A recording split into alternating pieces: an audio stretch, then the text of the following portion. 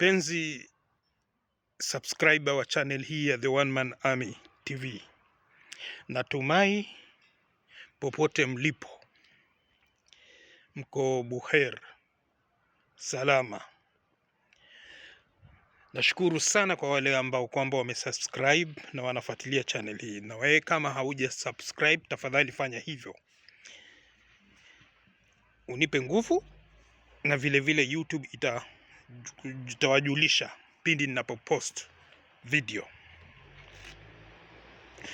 Mpenzi mtazamaji, BBC Africa, runinga ya BBC Africa imetoa documentary kuhusu mauaji yaliyofanywa na maafisa wa usalama na wanajeshi Kenya wakati vijana wa GNZ almaarufu GNZ walipokuwa wameingia mitaani, mijini na kufanya maandamano kule karibu na bunge kuu ya Kenya.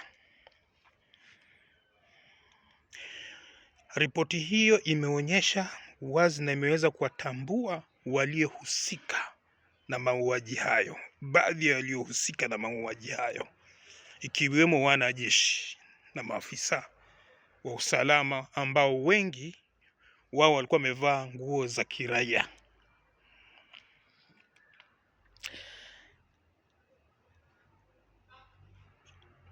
Documentary hiyo imezua zogo kweli kweli na msisimko Kenya, huku wengi ya Wakenya wakiunga mkono ripoti hiyo, documentary hiyo ya BBC. Hiyo ni documentary ya uchunguzi ya BBC kuhusiana na maandamano yaliyofanyika mwaka uliopita mwezi wa Juni, ambapo ilisababishwa mauaji kupitia mtutu wa risasi kutoka kwa maafisa wa usalama ikiwemo wanajeshi wa Kenya. Hatua hii iliadhibisha sana asilimia kubwa ya wananchi wa Kenya, kitendo ambacho kwamba maofisa ama serikali kutumia nguvu kuwatawanya ama kuwapiga risasi wananchi ambao kwamba walikuwa wanapaza sauti yao ili kuhakikisha kwamba wametekeleza wajibu wao ya haki ya kuongea kwa mujibu wa katiba ya Kenya. Wananchi hao wajenzi walikuwa wakilalamika kwa bunge kupitisha sheria ambayo kwamba itakuwa ikiongeza bei ya bidhaa. Jambo hilo limefanya mpaka hivi leo wananchi hususan vijana wamekuwa wanaghadhabika kila kukicha.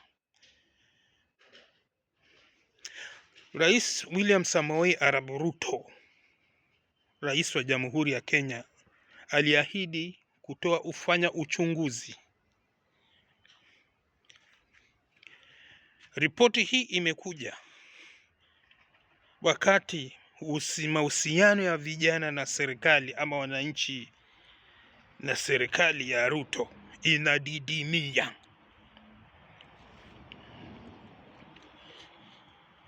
Baadhi ya wandani ya Ruto wamepuuzilia mbali ripoti hiyo, wamesema hiyo ni njama ya uchochezi kutoka kwa serikali ya Uingereza.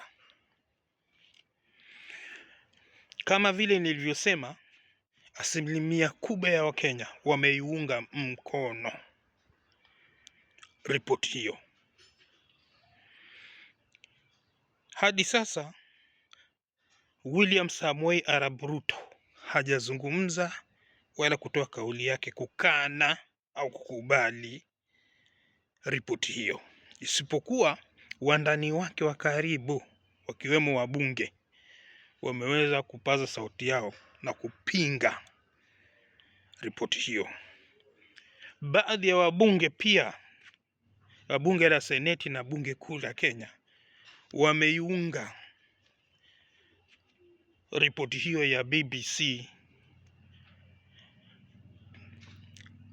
Mbiu ya hiyo ripoti, yani headline ya hiyo ripoti ilikuwa inasema Blood Parliament, yani maana yake damu kwa bunge, bunge la damu, bunge la damu.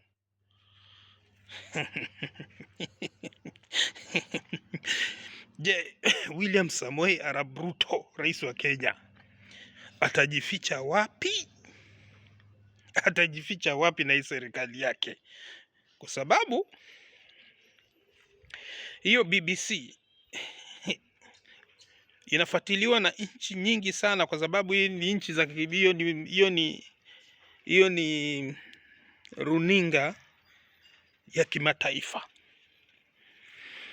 BBC ilikuwa inafaa kuweka mjadala, ilikuwa inapanga kufanya mjadala kuhusiana na hiyo ripoti yake ambayo kwamba imetoa jana juzi, lakini serikali ilipiga marufuku, iliweka pressure, ikamwambia msionyeshe kabisa wala msilete wageni waizungumzie hiyo ripoti. Wananchi wa Kenya wanauliza serikali inaficha nini kwa kuikataza BBC kuweka mjadala kuhusiana na hiyo ripoti yake? Tuangojea majibu. Wewe wasemaje kuhusiana na hiyo habari? Penzi mtazamaji, subscriber wa hii, nafikiri umeshaipata. Kuna wengi sana wameipata. Mimi nilikuwa sijaizungumzia, manake nilikuwa na mafua yanisumbua. Mafua yanisumbua. Haya, bwaga hapo komenti yako tuone itakuwaje. Nikipata habari nitawajuza nikiwa najisikia vizuri. Subscribe na uweke kidole na unibwagie wazo lako kule katika comment section. Thank you. Tukutane kwa video nyingine.